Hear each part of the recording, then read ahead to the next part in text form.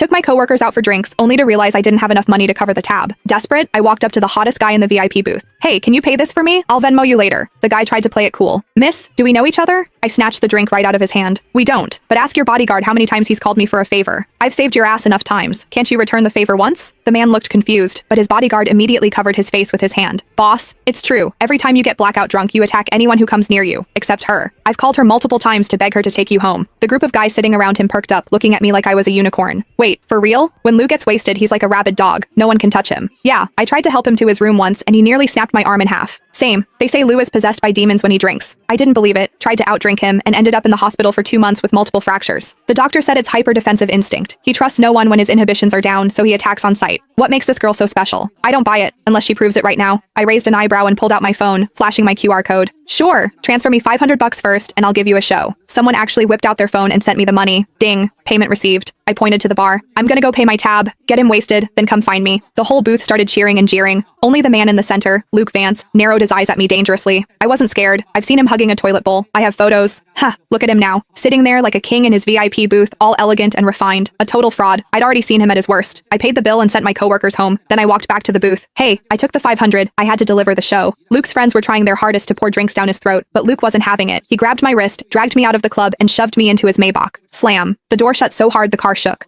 Like a shaken soda bottle finally popping its cap. I rubbed my nose. Hey, it's not my fault you only trust me when you're drunk. It's annoying for me too, you know? It all started 6 months ago. I was leaving work late when I saw a guy sprawled out in the middle of the street using a city bike as a blanket. It was hilarious. Being terminally online, I had to take a video. But when I got closer, damn, what a face. Too bad he was wasted, reeking of alcohol. He was muttering about being thirsty. I took out my water bottle and poured him a cup. He was surprisingly obedient, gulping it down. I tried to wake him up. Hey, you can't sleep on the street. Where's your phone? I'll call your friends. He ignored me, snoozing away on the asphalt. I had no choice but to pat him down. Found his legs were incredibly long, like model long. I found his phone, unlocked it with Face ID, easy when they're asleep, and FaceTime D the first contact on his list. I pointed the camera at his face. Hello? This phone's owner is sleeping on the street. If you're his friend, come get him. The guy on the other end didn't even ask for a location. He just screamed, back away from him, 5 feet, now. I thought he was worried I was going to rob the hot guy. I scoffed. Relax. I'm not interested in drunks. I'm sending you the location. Hurry up. The guy yelled again. Do not ignore me, unless you want to die. Psycho. I hung up. Then I sat on the curb to guard the guy. He decided my thigh was a better pillow than the bike. He slept like a baby under the moonlight. 10 minutes later, the friend arrived and looked at us like he was seeing a ghost. I swore. Look, I didn't touch him inappropriately. As soon as I spoke, the guy shifted. He wrapped his arms around my waist and buried his face in my stomach, treating me like a body pillow. I couldn't pry him off. I pulled his ear. Hey, wake up. Your friend is here. Let go. He didn't budge. I looked at the friend. Help me out here. I can't move his arms. The friend stood 5 feet away, refusing to move. I was pissed.